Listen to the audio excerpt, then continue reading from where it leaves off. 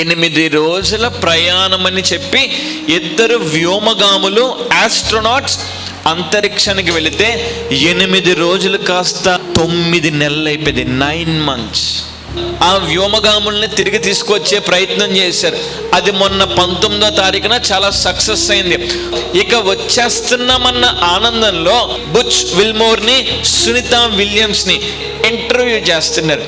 Interview చేస్తూ 8 రోజుల ప్రయాణం అని చెప్పి వెళ్ళారు. కానీ 9 నెలలు అయింది. ఈ 9 నెలల్లో మీరేం నేర్చుకున్నారు? ఒక ప్రశ్న అడిగితే బుచ్ విల్మోర్ ఇలా అంటున్నాడు, నేను చెప్పే మాట నిజాయితీగా చెప్తున్నా అని చెప్పి ప్రారంభిస్తూ, ఇప్పుడు నేను చెప్పే ప్రతి మాట యేసు పైన విశ్వాసంతోనే చెప్తున్నాను. It's bound in my Lord and Savior Jesus Christ.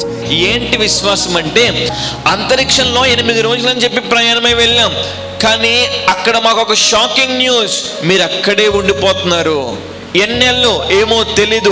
అలా ఉండిపోయే కాలము 9 నెలలు అయిపోయింది. ఈ 9 నెలల్లో మీ ధైర్యం ఏంటి, మీ విశ్వాసం ఏంటి, మీ నమ్మకం ఏంటి అంటే, బుచ్ విల్మోర్ అంటున్నాడు, నేను భూలోకంలో ఉన్నా, నేను అంతరిక్షంలో ఉన్నా, యేసయ్యా అని పిలిస్తే ఆయన నా పిలుపు వింటాడు అని చెప్పాడు. జియో సిగ్నల్ ఉందనుకో, ఒక ఏరియాలో పనిచేస్తుంది, ఇంకొక ఏరియాలో పనిచేయదు. ఐడియా సిగ్నల్ ఉందనుకో, ఒక ఏరియాలో పనిచేస్తుంది, ఇంకో ఏరియాలో పనిచేయదు. కానీ నువ్వు యేసయ్యా అని పిలిస్తే, నువ్వు చేప కడుపులో ఉన్నా, నువ్వు అంతరిక్షంలో ఉన్నా, నా యేసయ్య నీ పిలుపు వింటాడు.